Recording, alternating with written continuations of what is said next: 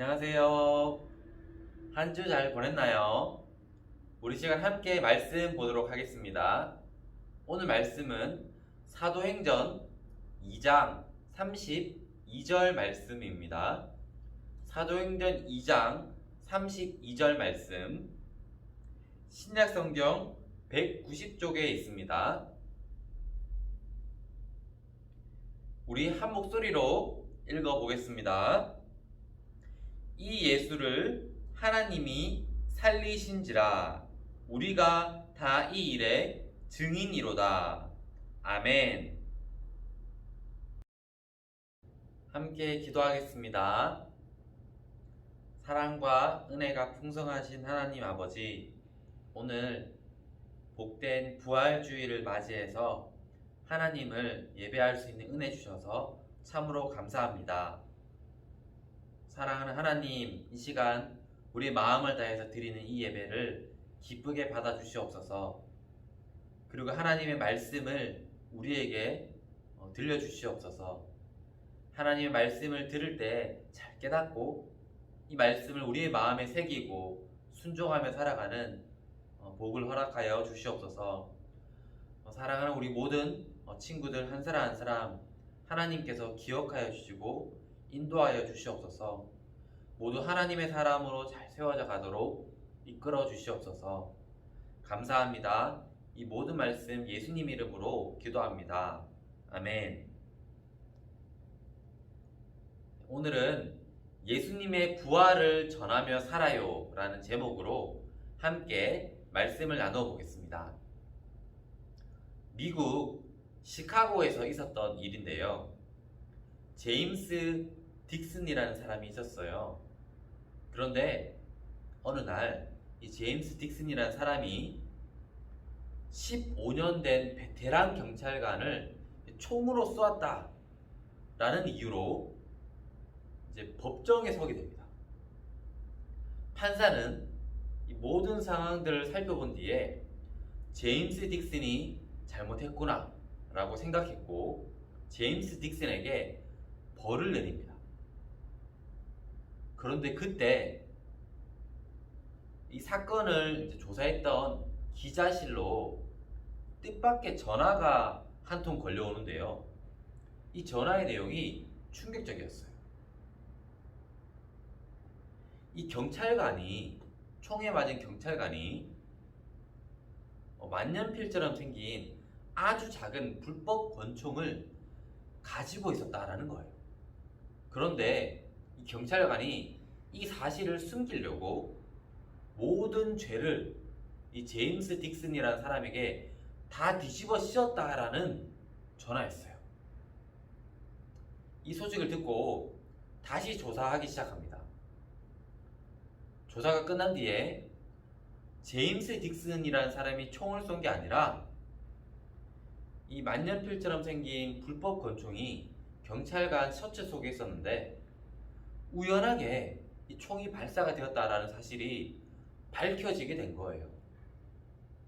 이로써 딕슨은 이제 무죄로서 다시 풀려나게 되었고요. 이 증인의 제보가 없었다면 어떻게 되었을까요? 이 딕슨이라는 사람은 감옥에 가게 되었겠죠. 하지만 증인의 제보를 통해서 이 제임스 딕슨이라는 사람이 죄가 없다라는 사실이 밝혀지게 된 거예요. 여러분, 제임스 딕슨 이 사건처럼요, 증인의 증언은 사건의 진실을 밝혀주는 경우가 있습니다. 이래서 증인은 정말로 중요해요. 증인 때문에 이 제임스 딕슨이 억울한 누명을 벗을 수 있었죠. 그런데 여러분, 하나님은 우리에게 세상에서 증인으로 살아라 라고 말씀하세요. 우리가 알고 믿는 것을 세상에다 전하라 이렇게 말씀하세요. 그렇다면 우리는 무엇에 대한 증인으로 살아야 하는 걸까요? 우리 아래에 글이 하나 나올 텐데요. 우리 한 목소리로 함께 읽어보겠습니다. 시작. 부활의 증인으로 살라. 우리 한 번 더 읽어볼까요? 부활의 증인으로 살라. 예수님은 우리의 죄값을 대신 치르시고 십자가에서 죽으셨어요. 그리고 유대인의 장례법에 따라서 장례를 치렀는데요. 예수님이 십자가에 죽으신 바로 그날에 예수님의 시신을 이제 무덤에 두게 됩니다. 그런데 그 무덤은요, 이제 바위를 파서 동굴처럼 만들어 놓은 무덤의 모습이었어요. 그런데 이 동굴의 입구에 이제 큰 돌, 아주 무겁고 큰 돌로 무덤 입구를 막아 놓았는데 아무리 힘센 사람이라고 한다 해도 혼자서는 이 돌을 옮길 수 없었어요. 그런데 예수님이 죽으신 지 3일째 되는 날에 놀라운 일이 일어났는데요. 바로 예수님의 무덤 입구를 막고 있던 이 무겁고 큰 돌이 옆으로 굴러져 있고 무덤 안이 텅 비어 있었던 거예요. 친구들, 이 소식을 들은 당시의 종교 지도자들은 깜짝 놀랐습니다. 종교 지도자들이 누구인가요? 바로 예수님을 십자가에 죽게 만든 장본인이었어요. 그런데 이 종교 지도자들이 예수님의 시신이 사라졌다, 예수님의 무덤이 텅 비었다 라는 소식을 듣고 깜짝 놀라게 됩니다. 우리 말씀이 나올 텐데요. 마태복음 27장 62절부터 66절까지 말씀 우리 함께 보면서 상황을 한번 살펴볼게요. 이튿날 곧 준비일 다음 날에 대제사장들과 바리새파 사람들이 빌라도에게 몰려가서 말하였다. 여기에 나오는 대제사장과 바리새파 사람들은 종교 지도자들을 말해요. 이들이 예수님이 죽으시고 난 이후에 빌라도를 찾아가서 말하는 거예요. 각하, 세상을 미혹하던 그 사람이 살아있을 때에 사흘 뒤에 자기가 살아난다고 말한 것을 우리가 기억하고 있습니다. 그러니 사흘째 되는 날까지는 무덤을 단단히 지키라고 명령해 주십시오. 혹시 그의 제자들이 와서 시체를 훔쳐가고 백성에게는 그가 죽은 사람들 가운데서 살아났다 하고 말할지도 모릅니다. 그렇게 되면 이번 속임수는 처음 것보다 더 나쁜 영향을 미칠 것입니다. 무슨 말인가요? 이 종교 지도자들이 예수님께서 살아계실 때 제자들에게 했던 말, 내가 죽겠지만 3일 뒤에 부활할 거야, 다시 살아날 거야, 이 말을 이 종교 지도자들도 알고 있었던 거예요. 그래서 지금 빌라도 각하한테 이렇게 얘기하는 겁니다. 혹시 제자들이 예수님의 시신을 훔쳐서 숨겨놓고 예수님 부활했다 거짓말할 수 있으니까 이 예수님의 무덤 앞을 철동같이 철저하게 지킬 수 있도록 허락해 주십시오 요청하는 거예요. 이어서 빌라도는 이렇게 대답합니다. 경비병을 내줄 터이니 물러가서 제주껏 지키시오. 그들은 물러가서 그 돌을 봉인하고 경비병을 두어서 무덤을 단단히 지켰다. 무덤을 철저히 지킨 거예요. 그런데 어떻게 됐죠? 예수님의 무덤이 텅 비었다는 소식을 들었으니까 깜짝 놀란 거죠. 이 소식을 이제 듣고 난 이후에 이 종교 지도자들이 모여서 서로 회의합니다. 어떻게 해야 되지? 회의하는데요. 마태복음 28장 12절에서 15절까지 말씀 우리 함께 보겠습니다. 대제사장들은 장로들과 함께 모여 의논한 끝에 회의한 거죠. 군인들에게 돈을 많이 집어주고 말하였다. 예수의 제자들이 밤중에 와서 우리가 잠든 사이에 시체를 훔쳐갔다 하여라. 이 소문이 총독의 귀에 들어가게 되더라도 우리가 잘 말해서 너희에게 아무 해가 미치지 않게 해주겠다. 무슨 말이죠? 이 군인들한테 돈을 주면서 너희들 소문을 좀 내야겠다. 예수의 제자들이 와서 이 시신을 훔쳐갔다고 소문을 내라. 이렇게 얘기하는 거예요. 그래서 어떻게 되죠?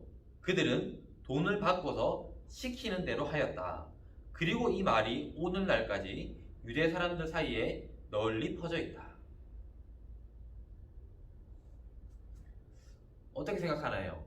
예수님의 제자들이 정말 예수님의 시신을 훔쳐가서 숨겨놓고는 거짓말로 사람들에게 여러분, 예수님이 부활했어요. 이렇게 말했을까요? 이렇게 생각하기에는 정말 이해가 안 되는 부분들이 몇 가지가 있어요. 첫 번째는요, 예수님의 제자들이 예수님이 십자가에 달려 죽으실 때 다 도망갔단 말이에요. 무서워서. 나도 죽을까봐 무서워서 다 도망갔어요. 그런데 그 제자들이 갑자기 용기를 내서 그 무덤 앞을 철통같이 지키고 있는 군인들을 따돌리고 예수님의 시신을 훔쳐갔다. 좀 이해하기 힘들죠? 그리고 또 한 가지 이유는 예수님의 제자들이 예수님의 시신을 훔쳐가서 사람들에게 거짓말로 예수님 부활했다 이렇게 생각해 봅시다. 만약에 가정해 봅시다. 그런데 이 제자들이 나중에 어떻게 되냐면은 사도 요한을 빼고는 모두 죽어요. 순교합니다. 예수님 부활했다는 이 소식을 전한 것 때문에 다 죽는단 말이에요. 이들이 왜 거짓말로 예수님 부활했다 해놓고 목숨을 잃을 필요가 어디에 있습니까? 그러니까 제자들이 예수님의 시신을 훔쳐갔다. 예수님의 시신을 훔쳐가고는 거짓말로 예수님 부활했다라고 이렇게 말하는 거를 우리가 이해하는 게 쉽지가 않아요. 그렇다면요, 예수님 무덤은 왜 비어 있었습니까? 네, 맞아요. 예수님이 제자들에게 약속하셨던 대로 진짜 부활하신 거예요. 예수님은 살아계실 때 제자들에게 이렇게 말했어요. 내가 죄인들의 손에 넘겨져서 죽임을 당하겠지만 3일 뒤에 부활할 거야. 이렇게 말씀하셨어요. 그리고 예수님은 약속대로 3일 만에 진짜 부활하신 거예요. 부활하신 예수님은요, 제자들에게 나타나시고 또 많은 여인들에게 나타나셨어요. 또 성경에 보면 500명 정도 되는 사람들에게 예수님께서 부활하셔서 그들을 만나주셨다라고 얘기하고 있어요. 이렇게 예수님은요, 여러 사람을 만나서 내가 진짜 부활했어 라는 것을 확실하게 보여주셨어요. 친구들, 예수님은 정말 실제로 부활하셨어요. 제자들이 예수님의 시신을 훔쳐가서 거짓말로 예수님 부활했다 그게 아니라 예수님이 진짜 부활하셨고 제자들을 만나주셨고 그 부활하신 예수님을 만난 제자들이 사람들에게 목숨을 걸고 예수님 정말 부활했어요. 나의 목숨을 걸고 얘기할 수 있어요. 예수님 정말 부활했어요. 이렇게 전하기 시작했다는 겁니다. 예수님은 부활하시고 이제 하늘로 올라가시기 전에 제자들에게 마지막 명령을 주시는데요. 너희는 예루살렘과 온 유대와 사마리아와 땅끝까지 이르러 내 증인이 될 것이다. 너희는 온 세상에 복음을 전해라. 이 말씀을 주세요. 예수님의 마지막 명령은요, 예수님이 죽으시고 부활하신 것을 이제 온 세상 모든 사람에게 전하는 증인이 되어라. 너희는 나의 증인이 되어라. 이 명령이었어요. 예수님의 제자들은 이 예수님의 마지막 명령대로 증인이 되었고요. 많은 사람들에게 예수님이 부활하셨어요. 전하기 시작했어요. 먼저 제자들은 예루살렘에 있는 사람들에게 전하기 시작했는데요. 우리가 오늘 함께 읽은 말씀, 사도행전 2장 32절 말씀은요, 베드로가 예루살렘에 있는 사람들에게 설교하는 장면이에요. 그 내용 중에서 이렇게 나오죠. 여러분, 예수님 정말 부활했습니다. 전하고 있는 거예요. 놀랍게도 제자들이 예수님의 부활을 전하자 어떤 날은 3,000명, 어떤 날은 5,000명이나 되는 사람들이 예수님을 믿기 시작했어요. 하지만 예수님이 부활하셨다라는 이 소식을 정말 싫어하는 사람들이 있었는데요. 바로 종교 지도자들이었어요. 이들은 제자들이 예수님의 부활 소식을 전하는 것이 너무나 싫었어요. 그래서 도저히 이렇게는 안 되겠다. 제자들을 잡아오는 거예요. 더 이상 예수님의 부활을 전하지 못하도록 특별히 베드로와 요한을 잡아서 공회에 세웁니다. 공회는요, 당시 유대인들의 최고 기관이었어요.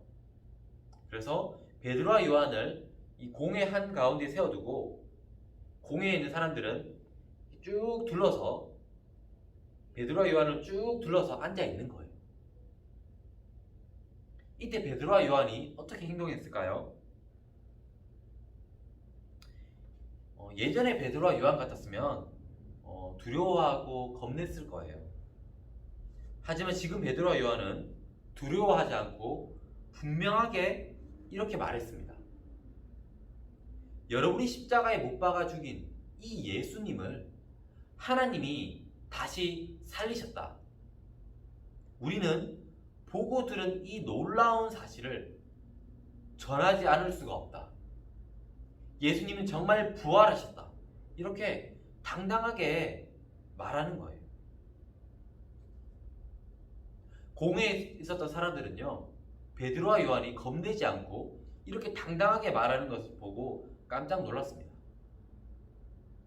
어떻게 베드로와 요한이 담대하게 목숨을 걸고 복음을 전할 수 있었을까요?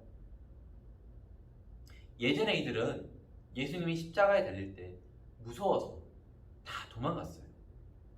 그런데 지금 제자들은, 베드로와 요한은 공회 앞에서도 당당하게 예수님이 부활했어요 라고 전하고 있는 겁니다. 바로 그 비결은요, 기도입니다. 기도. 그 비결은 기도예요. 우리가 기도할 때에 우리는 성령 충만해지고, 성령 충만해지면 우리는 겁내지 않고 담대하게 복음을 전할 수 있게 되는 거예요. 예수님께서 이제 부활하시고 이제 하늘로 올라가시기 전에 제자들에게 이런 명령을 주시는데요. 얘들아, 예루살렘을 떠나지 말고 함께 모여서 기도해. 성령이 오실 거야. 성령이 오실 것을 기도해. 제자들은 이 명령을 받아들이고 사도행전 1장 14절 말씀 보면은 이렇게 나옵니다. 여자들과 예수의 어머니 마리아와 예수의 아우들과 더불어 마음을 같이하여 오로지 기도에 힘쓰더라. 오로지 기도에 힘쓰더라 라고 나오죠. 제자들이 정말 기도에 힘썼을 때 성령 하나님께서 오셨어요. 성령 충만해졌어요. 이제 제자들은 달라졌어요. 예전에는 무서워하고 겁냈는데 이제는 당당하게 예수님 부활했습니다. 전할 수 있게 되었어요. 어떻게 이렇게 되었죠? 기도했을 때. 제자들이 기도했을 때 그 능력을 받은 거예요. 이후에도 제자들은 많은 협박을 받습니다. 어떤 날은 이제 종교 지도자들이 이 제자를 잡아와서 너희 한 번만 더 예수님 부활했다는 소식 들으면 가만히 안 놔둔다 협박했지만 이 제자들이 그 풀려나서 또 기도해요. 그리고 또 성령 충만해지고 또 복음을 전해요. 기도할 때 이들이 부활의 증인으로 살아갈 수 있게 되는 겁니다.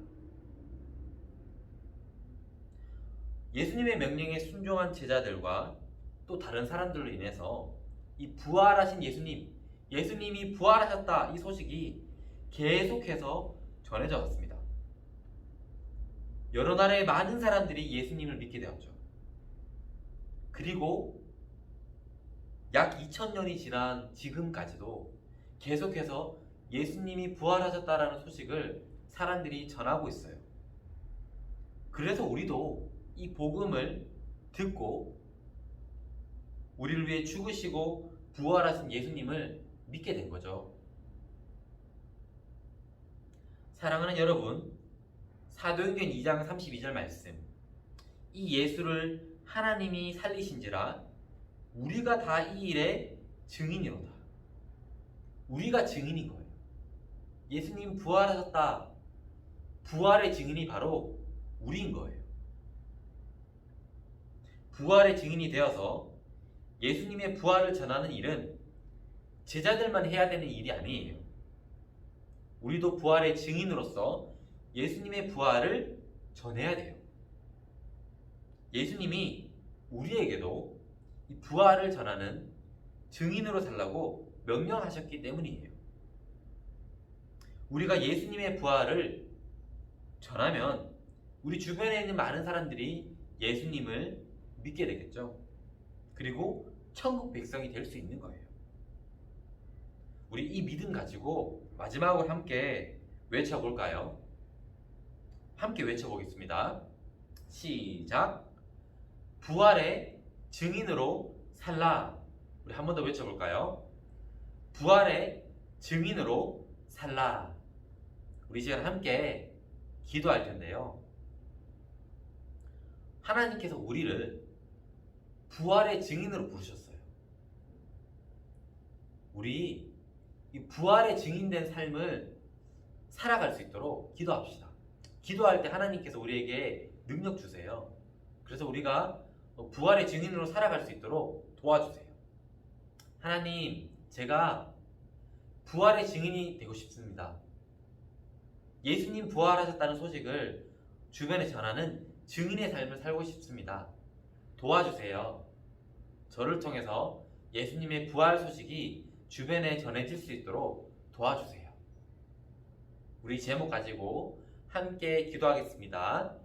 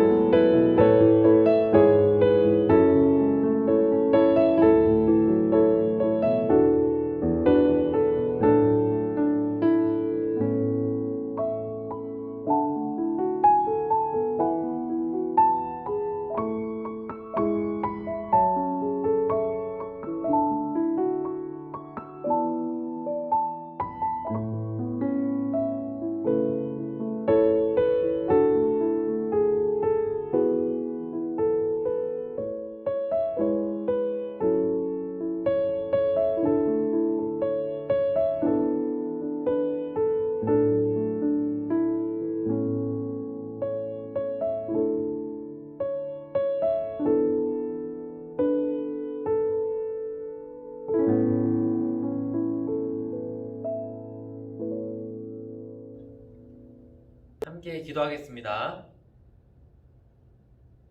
하나님, 우리를 만나주시고 우리를 사랑해주시고 은혜해주셔서 감사합니다. 그리고 부활하신 주님을 알게 해주셔서 참 감사합니다. 이제 우리가 예수님의 부활의 증인으로 살아가기 원합니다. 도와주십시오. 힘을 주십시오. 성령 충만케 해주십시오. 그래서 우리가 담대하게 예수님의 부활을 전할 수 있는 증인의 삶을 살아가도록 인도하여 주시옵소서. 한 주간의 삶을 살아갈 때에도 늘 하나님을 생각하고 하나님과 교제하면서 살아가는 우리의 삶이 되도록 인도하여 주시옵소서. 감사합니다. 이 모든 말씀 예수님 이름으로 기도합니다. 아멘. 네, 광고하겠습니다. 이번 주도 말씀 암송 잘해준 친구들 너무 고맙고요. 매주 말씀 암송 잘해주는 친구들 너무 귀합니다. 자, 그리고 이번 주에 외울 말씀은요, 사도행전 2장 32절 말씀이에요. 사도행전 2장 32절 말씀 암송해서 반별 선생님께 영상을 보내주시면 됩니다.